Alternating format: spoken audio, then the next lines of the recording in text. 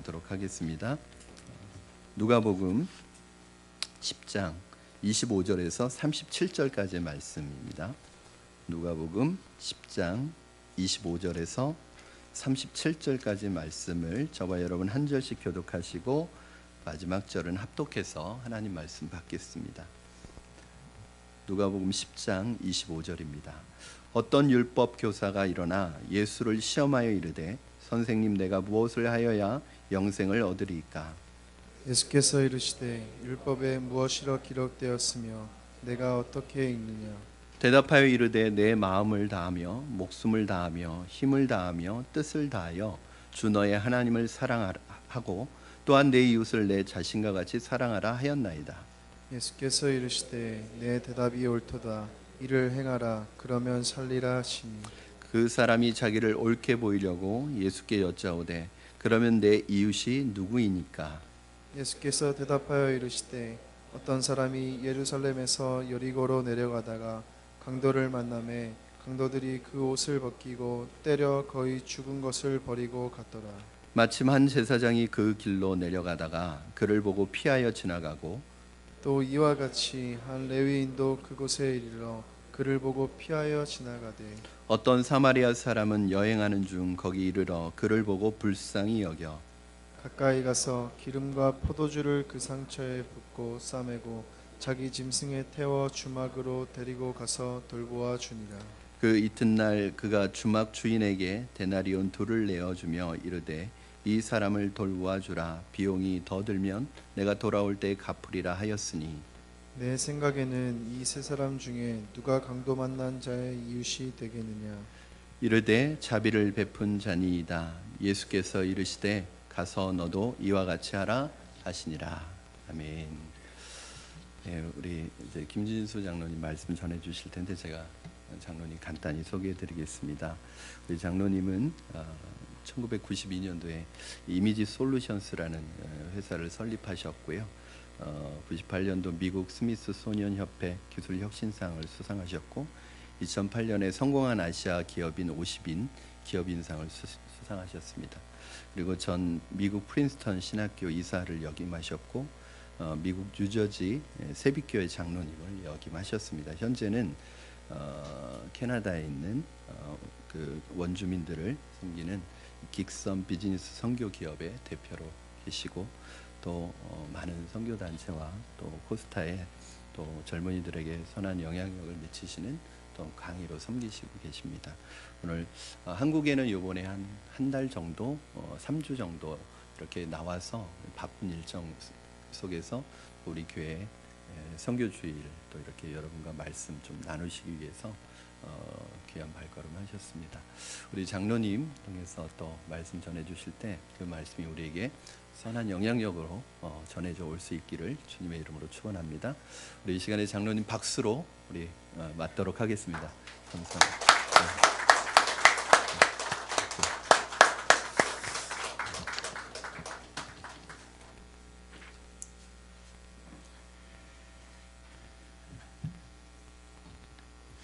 여러분 만나서 반갑습니다. 대부분의 사람들은 저를 선교사라고 부르지 않습니다. 왜냐하면 제가 선교사라고 부르지 말아달라고 부탁을 했기 때문입니다. 저는 신학을 전공하지도 않았고 선교단체에 속하지도 않았으며 교회에서 파송도 받지 않은 사람입니다. 그런데 저는 분명히 선교사입니다. 왜냐하면 하나님께서 나를 캐나다 원주민을 위해서 부르셨기 때문입니다. 하나님께서 저를 부르시지 않았다면 저는 원주민 마을에 가서 살 이유가 하나도 없는 사람입니다. 제가 저를 선교사라고 부르지 말아달라고 하는 데는 몇 가지 이유가 있습니다. 그 첫 번째는 저는 선교사라는 타이틀을 가지지 않고도 선교를 할 수 있다는 것을 많은 사람들에게 보여주고 싶습니다. 선교는 선교사 타이틀을 가지고 있는 사람만 하는 것이 절대로 아닙니다. 사람마다 타고난 독특한 재능이 있다고 생각을 합니다. 그런데 그것을 극대화하지 않고는 성공하기 어렵습니다. 선교도 마찬가지입니다. 아직도 많은 사람들이 선교를 하기 위해서는 신학을 해야 되고 선교사가 되어야 하고 선교단체에 속하여야 하고 선교사라고 불리워져야 한다고 생각을 합니다. 물론 그런 사람 선교사 꼭 필요합니다. 그러나 그런 선교사만 선교를 하는 것이 아닙니다. 비즈니스 소질이 없는 선교사가 비즈니스를 하면 안 되듯이 일반 선교 소질이 없는 사람, 저 같은 사람이 선교사가 될 필요는 없다고 저는 생각을 합니다. 그리고 두 번째 이유는 제가 선교사의 모자를 쓰는 순간 저는 비즈니스를 제대로 운영하기 어렵다는 것을 누구보다도 잘 알고 있습니다. 여러분, 비즈니스 절대로 쉬운 것 아닙니다. 그것도 비즈니스 환경이 열악한 선교지에서 비즈니스를 한다는 것은 더더욱 어렵습니다. 비즈니스만 해도 쉽지 않은데 선교사 일까지 같이 하면서 한다는 것은 불가능하다고 저는 생각을 합니다. 한국의 뱀운동을 시작할 때부터 헌신해 오신 상해 한인연합교회 엄경 목사님께서 저에게 지금까지 비즈니스 선교한다고 하면서 성공한 사람 하나도 보지 못했다고 하시더군요. 다 망했는데 저 차이는 얼마나 빨리 망하고 늦게 망하는가, 그 차이밖에 없다고 하셨습니다. 그만큼 비즈니스 하기 어렵다는 이야기입니다. 그래서 저는 한 가지만 집중하기로 했습니다. 저는 비즈니스만 할 겁니다. 왜냐하면 저는 비즈니스 자체가 선교라고 생각하기 때문입니다. 그리고 마지막으로 세 번째 이유는 저는 제가 좋아하는 일 하면서 살렵니다. 저는 아직도 일하고 싶어서 아침이 빨리 오기를 기다리는 사람입니다. 저는 일하는 것이 너무 재밌습니다. 저는 마지못해서 일하는 사람들 너무나 많이 보아왔기 때문입니다. 저는 강원도 삼척에서 가난한 농부의 아들로 태어났습니다. 저희 큰형님은 알코올 중독으로 40대 들어가셨고, 저희 둘째 형님은 군대에서 자살하셨고, 누님은 초등학교도 나오지 못하셨습니다. 저는 고등학교 2학년 때 크리스천이 되었습니다. 그리고 내 스스로 한계를 정하고 살아가는 것이 하나님에 대한 불신이라고 생각하게 되었고, 도전을 시작하게 되었습니다. 저는 30살에 미국에 유학 가서 그 스티븐스 공대에서 석사를 마치고 작은 회사에 취업해서 5년간 근무한 후 35살의 나이에 비즈니스에 대해서는 아무런 지식이 없는 상태에서 집에서 혼자 비즈니스를 시작했습니다. 저희 회사는 제약회사를 주 고객으로 해서 신약 신청에 필요한 컴퓨터 소프트웨어 솔루션을 제공하는 회사였습니다. 저희 회사는 최초로 종이 문서가 아닌 PDF 파일로 된 전자문서 20만 장의 노바티스 제약회사의 신약 신청을 FDA 하게 됨으로써 급성장하기 시작을 했습니다. 저희 회사는 회사를 창업한 지 18년 만에 500명의 회사로 성장했고, 2010년 저는 저희 회사를 컴퓨터 사이언스 코퍼레이션이라는 대기업에 판매를 했습니다. 그래서 제법 큰 돈을 벌었습니다. 2010년 회사를 파는 그해 저는 알래스카 인접한 캐나다 동네로 갔다가 단기 선교를 갔다가 하나님의 부르심을 받았습니다. 바로 그 해가 회사를 파는 해였고, 회사를 팔면 무엇을 할까 고민하고 있었을 때였습니다. 하나님께서는 그 기회를 놓치지 않으시더군요. 저에게 덫을 놓고 제가 덫에 빠지는 것을 아주 기분 좋게 하나님께서는 보고 계셨습니다. 제가 있는 지역에서는 북미에서 자연산 송이버섯이 가장 많이 나는 지역입니다. 원주민 추장이 저보고 송이 가격 폭락을 좀 막아달라고 부탁을 해왔습니다. 그리고 에스더에게 주셨던 내가 왕후의 자리를 얻은 것이 이 때문을 위함이 아닌지 누가 알겠느냐 하는 그 말씀을 저에게 주셨습니다. 저는 그것을 하나님의 부르심으로 받아들였습니다. 제 형제의 문제가 오늘날 원주민이 문제인 것은 우연이 아니라 하나님께서 계획하셨다는 것을 깨닫게 되었습니다. 저희 큰형이 알코올 중독으로 돌아가셨고 둘째 형이 군대에서 자살하셨고 누님이 초등학교도 못 나온 알코올 중독, 높은 자살률, 저항력은 오늘날 원주민의 가장 큰 문제 중에 하나들이기 때문입니다.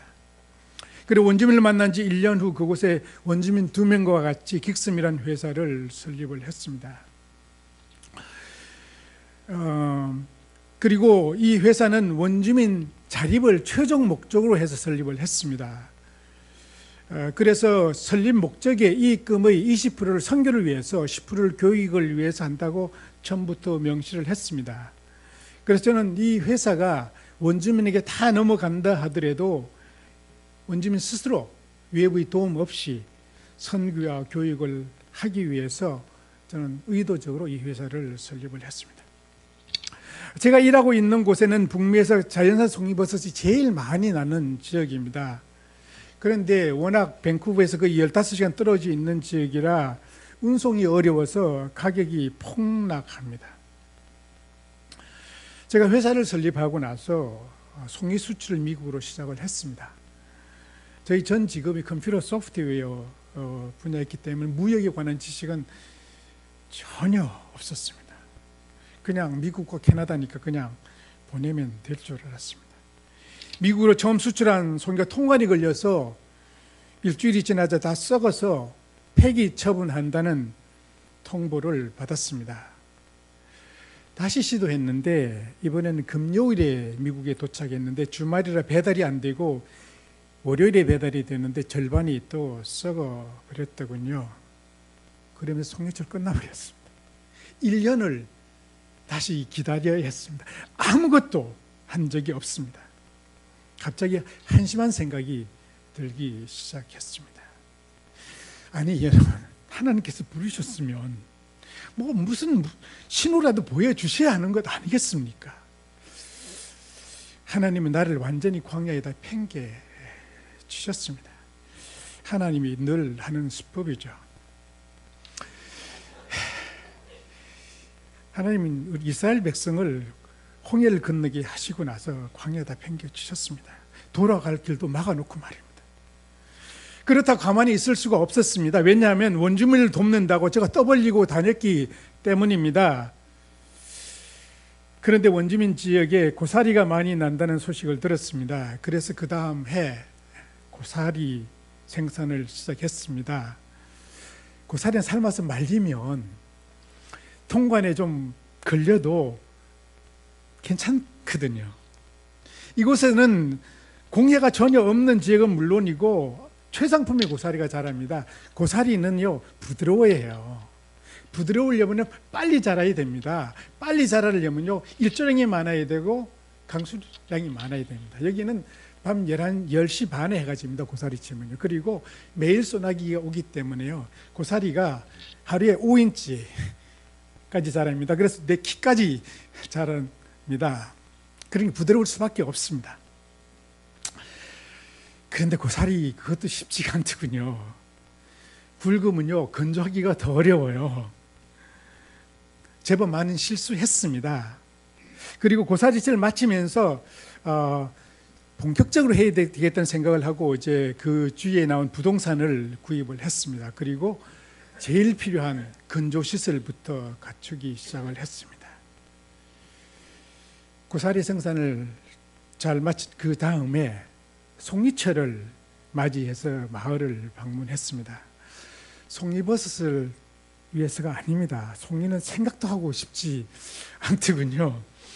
저희 쓰라린 실패가 저를 발목을 잡았습니다. 그런데 제가 있는 지역에서 1시간 떨어지는 그 도시에 한국 분이 몇 분 살고 계셨는데 한 분이 저한테 송이 좀 많이 사달래요. 다 못 먹으면 말리면 된다고 하더군요. 말리면 된다. 갑자기 좋은 생각이 떠올랐습니다. 저는 고사리 때문에 좋은 건조시설을 갖추고 있었기 때문입니다. 저는 건조시설을 만들 때 고사리 때문에 만들었지 송이 때문에 절대로 만들지 않았습니다. 그런데 그 시설에 송이 말려도 아주 잘 마르더군요. 이제 뭔가 몸이 풀리기 시작을 했습니다. 그래서 그 다음에 봄 저는 아주 이제 흥분된 마음으로 무저지 완전 동부에서 트레일러를 사서 고사리철에 필요한 물건을 잔뜩 싣고 대륙 횡단을 처음으로 시도했습니다. 하루에 12시간씩 운전해서 5일 걸리는 거리입니다. 그래서 이제 시카고를 지나서 노스다코에 있는 캐나다 국경을 넘었습니다. 그런데 국경에서 내가 짐을 많이 가지고 가니까 갑자기 저를 붙잡아 놓고 질문을 시작하더군요. 차를 수색하면서 저한테 무슨 일 하느냐 물길래 제가 원주민을 위해서 회사 차려놓고 원주민을 돕는다고 아주 자랑스럽게 이야기했습니다. 근데 갑자기 저보고 역할이 뭐냐고 물게 제가 사장이라고 얘기했습니다. 그랬더니 갑자기 노동허가 있느냐고 묻는 거예요. 저는 월급을 받을 필요가 없었고 저는 노동허가 생각도 해보지 않았거든요. 한 7년이면 끝날 줄 알고 빨리 원주민 이해하고 나올 생각을 했습니다. 아니 처음부터 노동허가 필요한 줄 알았다면 일 시작하지도 않았어요. 저는 하나님은 저 완전히 모르게 해놓고 불러놓고는 완전히 콘으로 모르시더군요.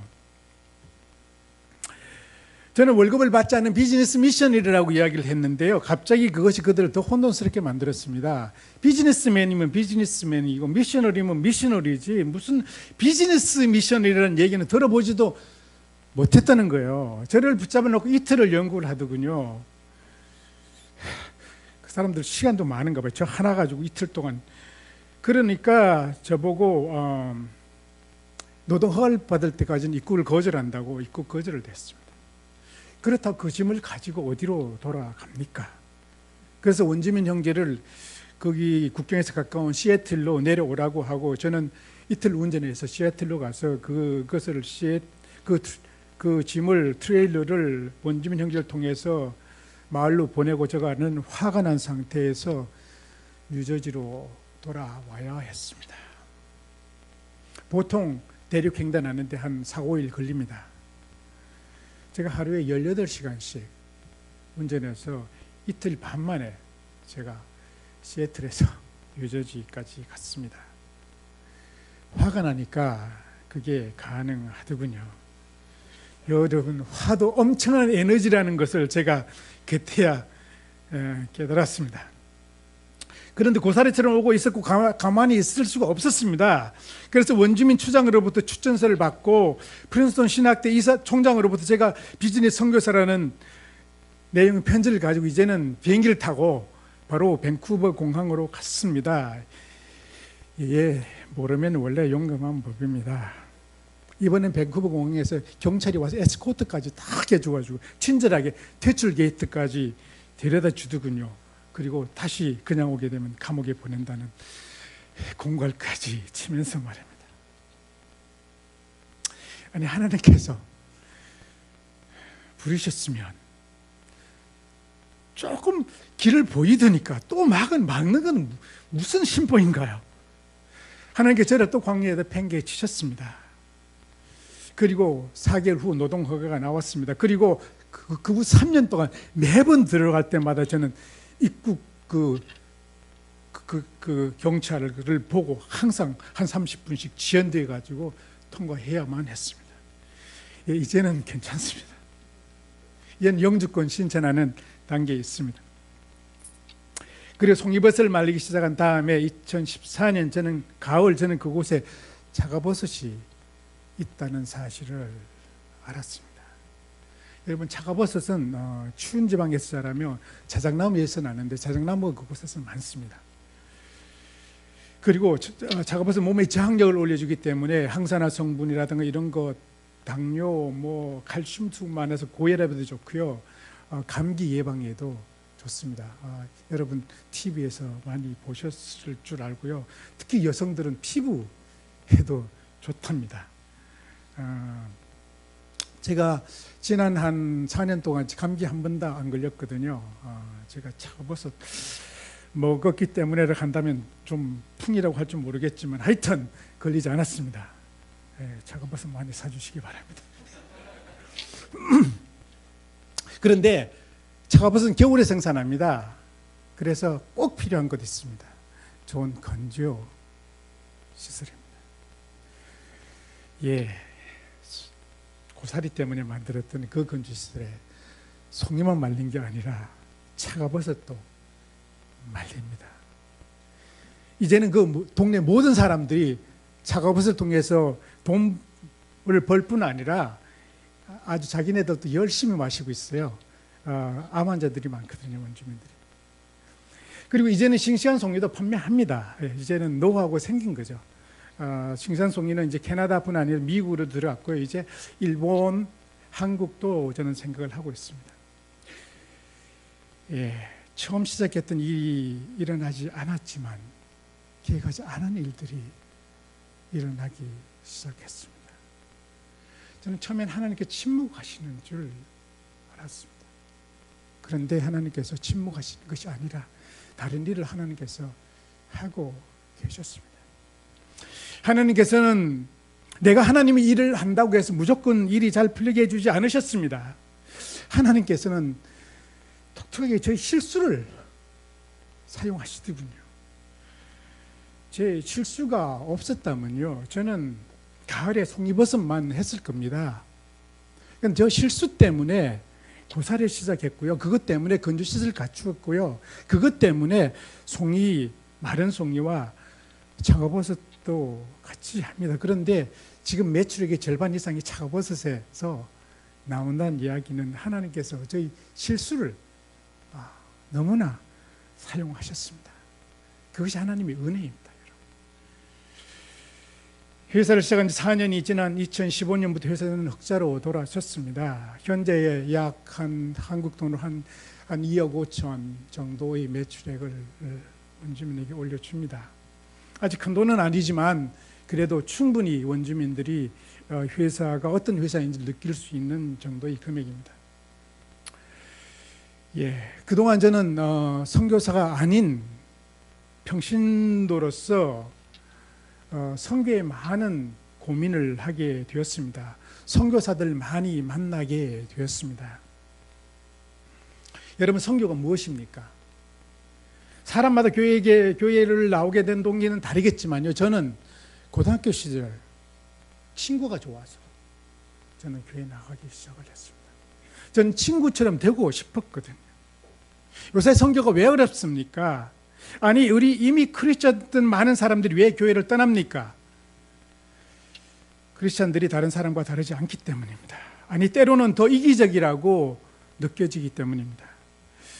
한 2년 전은 송이철에 저희 동네를 그 크리스천이 아닌 한 분이 방문해서 이야기를 많이 나누었습니다. 그런데 한 4, 5일 지나더니까 저보고 이러는 거예요. 장로님은 크리스천 같지 않아요. 그것이 칭찬이라는 사실을 한참 후에 제가 깨달았습니다. 예, 제가 하고 있는 것을 비즈니스 선교, 비즈니스 애즈 미션, BAM, BAM이라고 합니다. 비즈니스는 지금까지 많은 선교의 도구로 사용되어 왔습니다. 주로 선교가 어려운 지역에서 선교사들이 비즈니스를 통해 선교를 하려고 한 시도입니다. 비즈니스 포 미션입니다.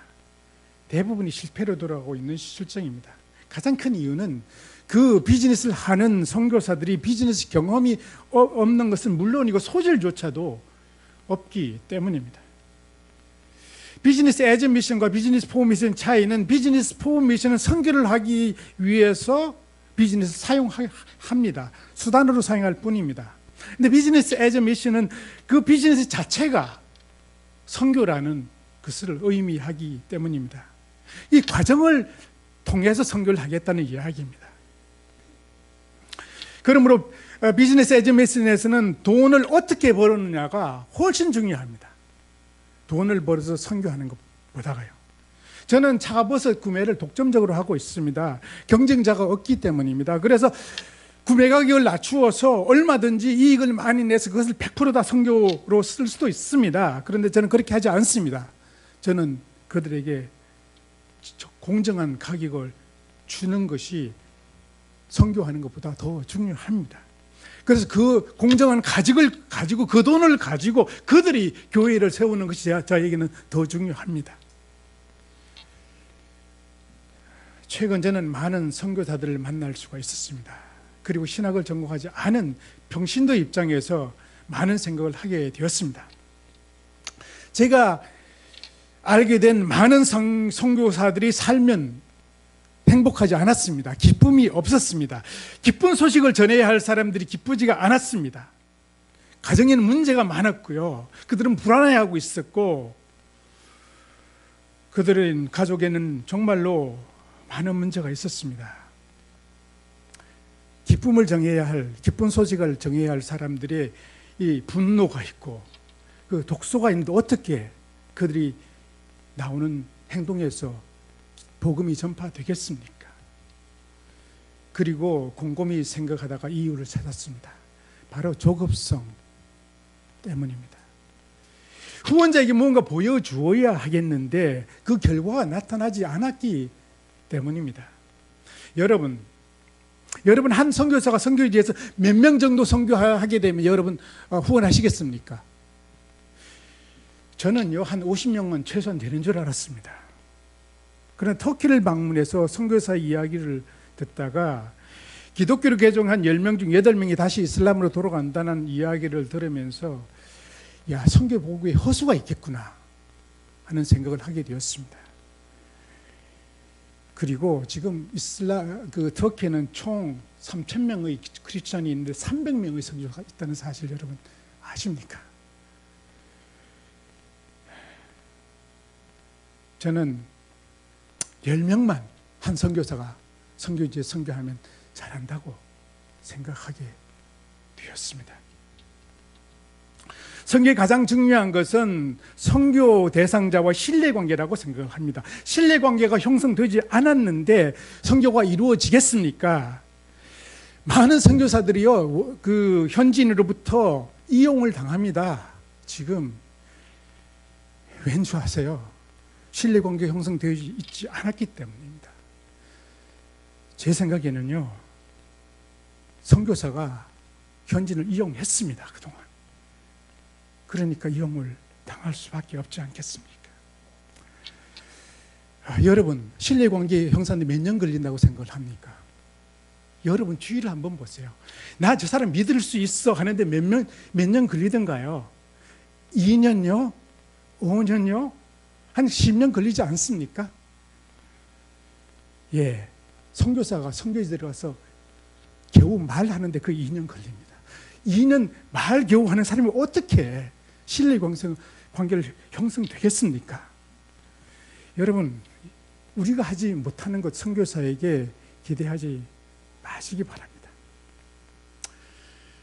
제가 선교사가 아니니까 이런 소리 하지 선교사 절대로 이 앞에 나와서 이런 소리 못합니다. 왠 줄 아세요?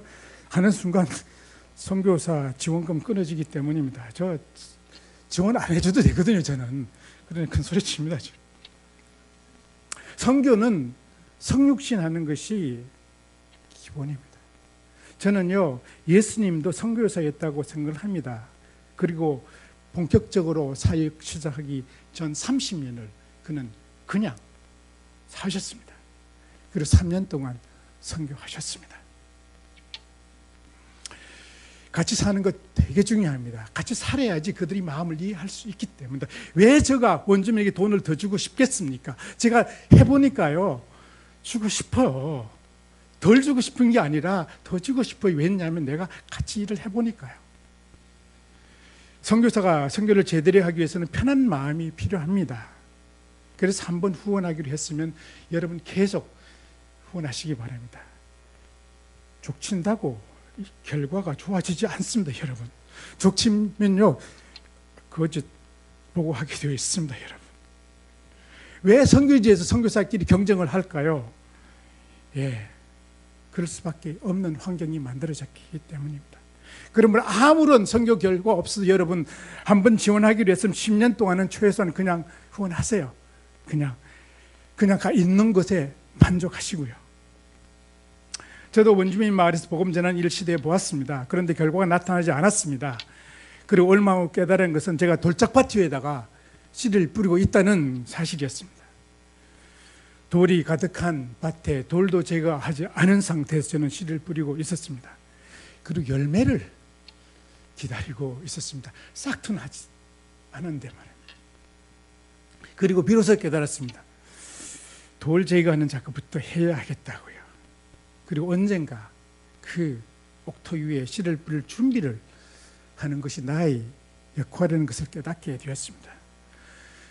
저희 역할은 씨 뿌린 자가 아닙니다. 저는 돌 제거하는 사람입니다. 여러분, 만약 여러분이 돈을 주고 씨앗을 샀다고 생각을 합시다. 그래서 새로 산 밭에 가보았더니 돌짝밭이었습니다. 여러분 그 돌짝밭 위에서 씨를 뿌리겠습니까? 여러분은 돌 제거하는 작업부터 시작할 겁니다. 그런데 그곳에 씨앗을 뿌리는 사람들이 있습니다. 그 씨앗을 누군가로부터 무료로 받은 사람입니다. 그리고 그는 아마 이렇게 이야기할 거야. 나는 씨앗을 뿌리기만 하고 키우는 분은 하나님이시라고. 저는 그런 소리 하지 않습니다. 저는 일반적인 선교사가 아닙니다.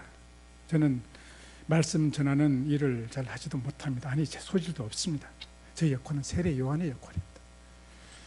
저는 말씀이 떨어졌을 때 잘 자랄 수 있도록 땅을 옥토로 만드는 것이 저희 역할이라는 것을 너무나도 잘 알고 있습니다.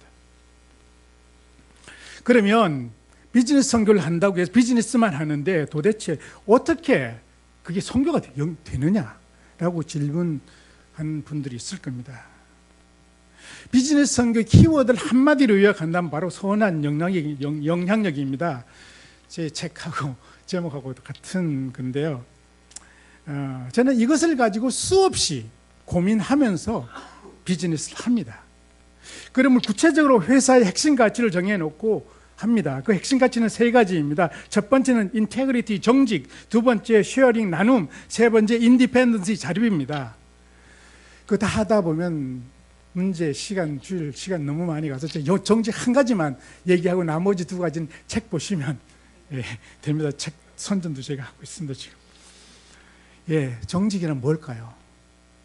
정직이란 솔직하고 속이지 않는 것이 아닙니다. 저한테는 최소한 정직이란 안 해도 되는 것을 하는 것을 저는 정직이라고 생각을 합니다. 예를 들겠습니다. 2010년 회사를 매각할 때의 이야기입니다. 저는 회사를 사려고 하는 회사와 구체적인 가격 논의를 하고 있었을 때였습니다. 그런데 회사 지분을 가진 한 회사 간부가 회사를 자진 사임한 상태였습니다. 그리고 저는 그 사람에 대해서 섭섭한 느낌을 가지고 있었습니다. 그런데 그가 자기가 가지고 있는 회사 지분을 팔기를 원하더군요. 그런데 그가 원하는 가격은 내가 지금 팔려고 하는 가격이 절반도 되지 않는 가격이었습니다. 회사를 파는 것은 비밀 사항이었기에 그의 그 가격을 주고 사서 다른 사람에게 충분히 소개시킬 수가 있었습니다. 그런데 저는 그 입장에서 생각을 해보았습니다. 몇 달 후 그가 자기가 받은 가격이 반도 되지 않았을 때 어떤 기분일까? 참 씁쓸하겠다. 자기가 원해서 했지만 참 씁쓸하겠다는 생각을 하게 되었습니다. 그래서 제가 말했습니다. 자세한 이야기를 할 수 없지만 그냥 조금 기다려달라고요. 그리고 그는 몇 달 후 자기가 원했던 가격의 2배 이상을 받고 그 돈으로 자기 원하던 비즈니스 시작을 했습니다. 지지난해 송리철에 있었던 이야기입니다. 생산이 수요보다 많으면 가격이 폭락합니다. 그래서 가격 폭락을 막으려면 그 잉여분을 처리해 주어야 됩니다. 그래서 그 잉여분을 저는 건조함으로써 시작을 막아줍니다. 그런데 건조하게 되면 문제는 향이 많이 떨어지고 식감이 떨어지기 때문에 가치가 제대로 나오지 않습니다.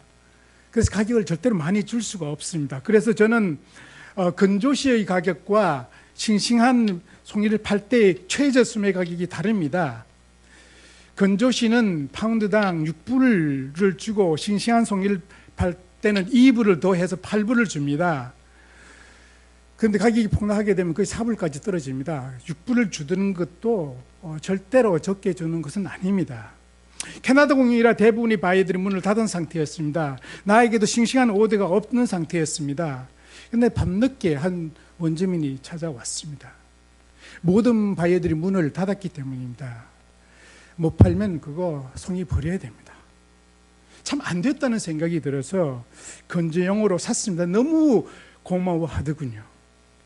그런데 바로 그날 저녁 싱싱한 오더가 들어온 거예요. 건조용으로 산 그 물량 딱 팔면 딱 맞는 물량이더군요. 하나님이 저를 테스트하셨습니다. 그래서 파운드당 2불을 추가해서 총 100불을 더 주었습니다. 갑자기 그 형제가 눈물이 걸쓱하더군요. 그런데 지난해 그 형제가 송이 구매하는데 얼마나 바람잡이 역할을 톡톡히 해주든지요. 제게 많은 도움을 주었습니다. 예, 다시 말씀드립니다. 정직이란 안 해도 되는 것을 하는 것입니다. 정직은 상대방이 모르고 있고 나만 알고 있는 것을 상대방의 입장에서 해주는 것이 정직입니다. 왜 정직하지 못할까요? 정직하지 않는 것이 금전적으로 이익이 된다고 생각하기 때문입니다. 예. 정직을 지킨다는 것은 손해본다는 것을 의미합니다. 손해보지 않고 정직할 수 없습니다. 그러면 모든 사람이 정직하지요. 여러분, 돈이 있는 곳에 마음이 있지 않습니까? 금전적으로 손해를 본다는 이야기는 마음을 준다는 이야기와 같습니다. 마음을 받은 사람은 언젠가는 그 마음을 돌려줍니다. 그리고 자기가 받은 것 이상 돌려주려고 합니다. 가능만 하다면요. 제가 미국에서 한 한인으로서 고객은 다 한인이 아닌 그 제약회사 상대로 성공한 이유 중에 가장 큰 것이 저희 회사 가치 인테그리티, 정직이라고 맞고 그것을 위해서 몸부림치면서 싸웠기 때문이라고 저는 확신합니다. 정직은 여러분 곱셈입니다. 아무리 많아도 0을 곱하면 0입니다. 그래서 정직하지 않으면 아무리 많이 있더라도 하루아침에 다 무너질 수 있다는 말입니다. 여러분, 우리 주위에 그런 사람들 있지 않던가요? 그동안 다 뭔가 이룬 것 같았는데 하루아침에 무너지는 그런 말입니다. 바로 정직 때문이라고 저는 생각을 합니다. 우리는 사람 앞에만 정직한 것이 아니라 하나님 앞에서 정직해야 됩니다. 사람 앞에서 정직한 것과 하나님 앞에서 정직한 것이 무엇이 다를까요? 여러분은 다른 사람 속마음 아십니까? 저는 모릅니다. 그런데 하나님께서는 우리 속마음을 아십니다. 하나님 앞에 정직하다는 얘기는요, 숨은 의도까지 정직하다는 이야기입니다. 꼼수가 없다는 이야기입니다. 캐나다 원주민을 점령한 백인은 하나님께 정직하지 못했습니다. 그들은 숨은 의도를 가지고 원주민을 무료로 돈을 주기 시작을 했습니다. 그 무료로 준 돈이 원주민을 무기력하게 만들어서 지금 수많은 일이 일어나는 것이 다 그것 때문이 아닙니까? 예, 우리는 하나님 앞에서 정직하려면 하나님께서 지금 나를 보고 있다는 사실 하나만 인식하고 삽시다. 제가 왜 이렇게 굳이 이렇게까지 하는가 하면요, 원주민들은 미전도 종족이 아니라 오전도 종족입니다. 기독교가 잘못 전파된 곳이란 얘기입니다. 그런 곳에 전파되기 전에는요, 제일 중요한 것은요, 그들이 가지고 있는 기독교 인에 대한 것이 틀렸다는 것을 우리는 보여줘야 됩니다. 그러기 위해서 우리는 정말로 그들에게 정직해야 되고, 그러지 않으면 그들은 마음문을 절대로 열지 않습니다. 제가 일부러라도 그렇게 이벤트를 만들려고 하는 이유는 그렇지 않으면 그들이 마음문을 열지 않기 때문입니다.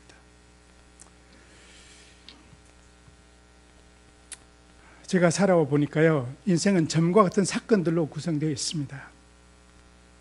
그런데 지나가서 과거를 돌이켜보면 이 점들이 하나씩 이어져서 선을 이루더군요. 우연과 같은 사건들이 이유가 생기기 시작을 했습니다. 저는 우연히 시골에서 태어난 줄 알았습니다.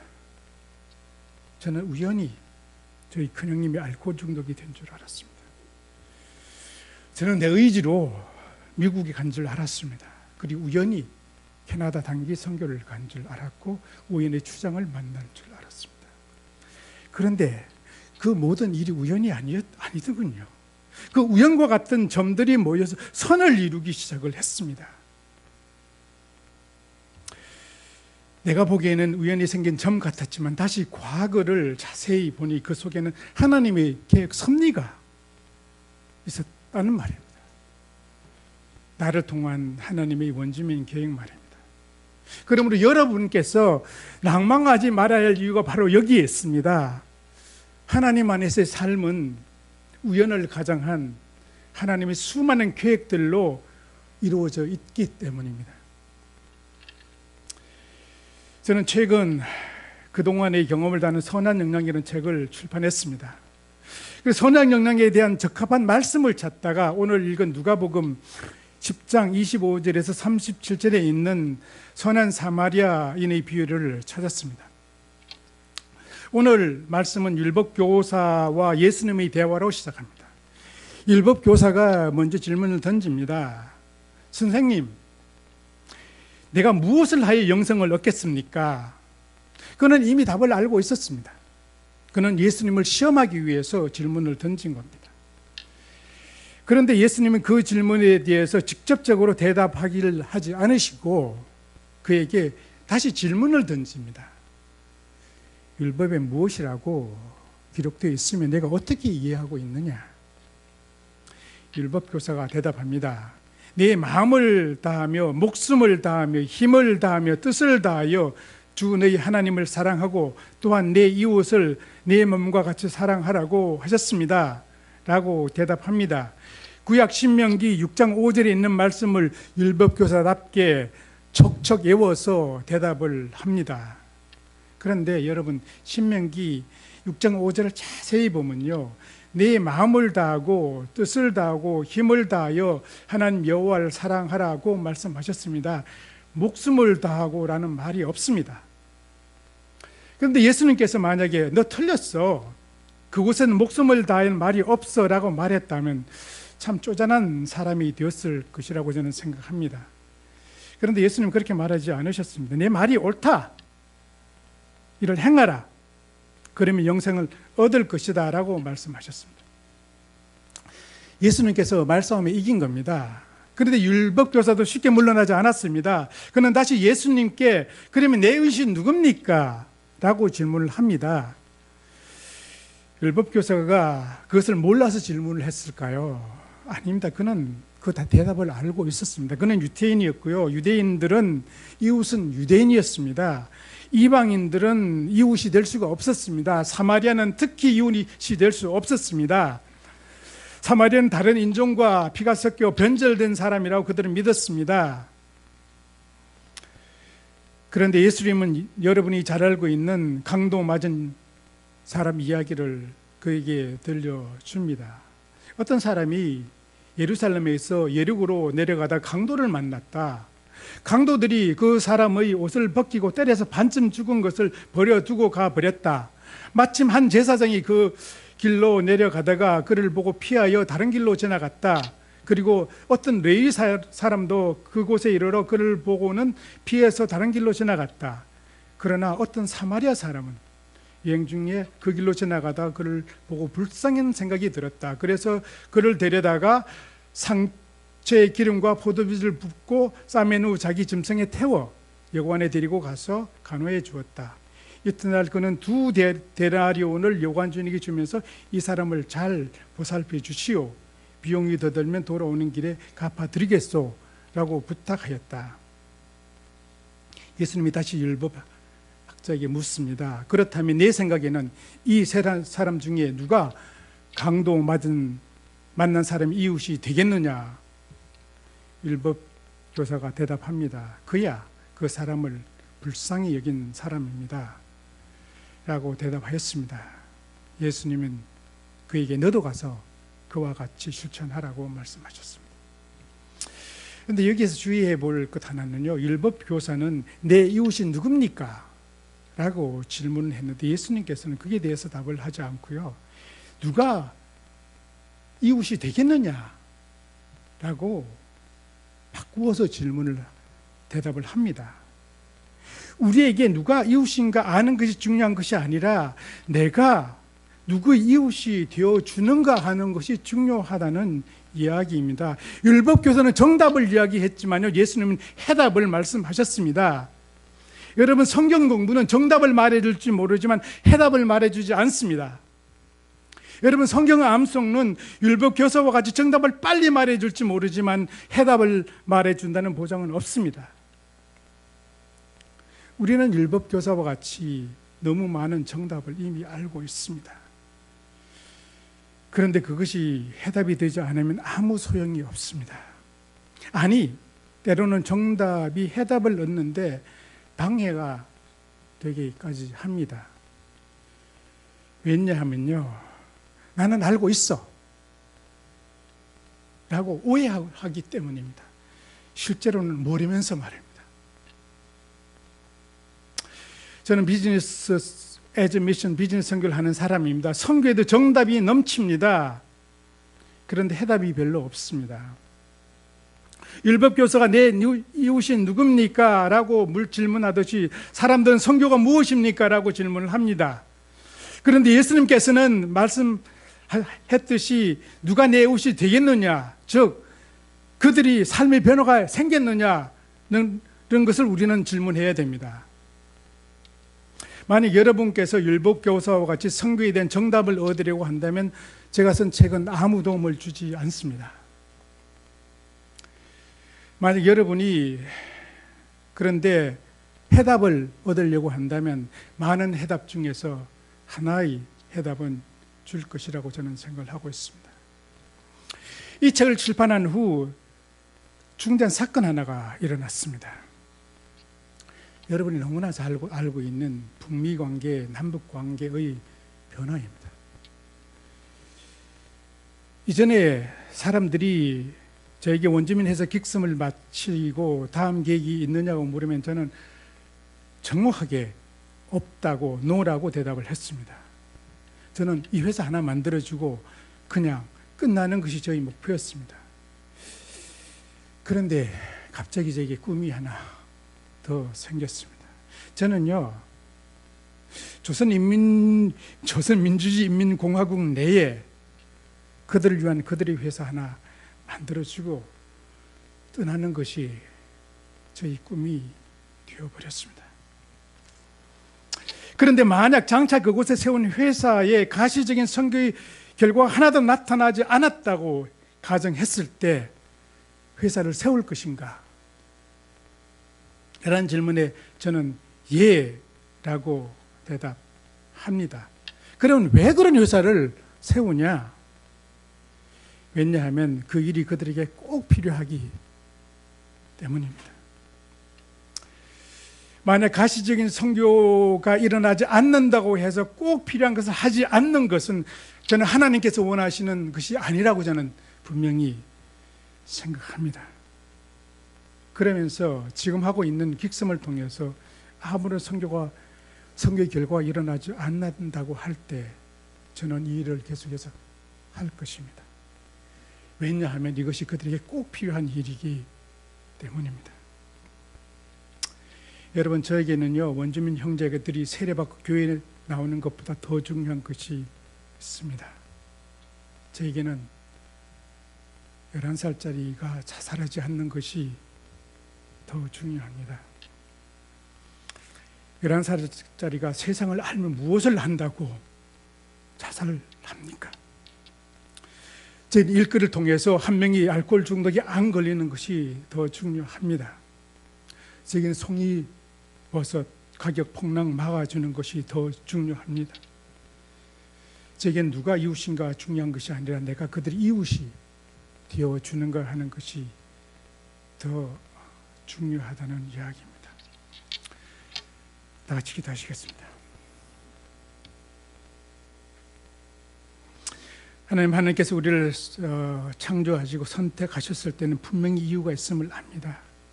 우리의 삶을 통해서 천국이 있음을 보이게 하시고 정말로 필요한 사람을 위해서 우리가 그들 위해서 우리 몸이 삶게 하여 주시옵소서.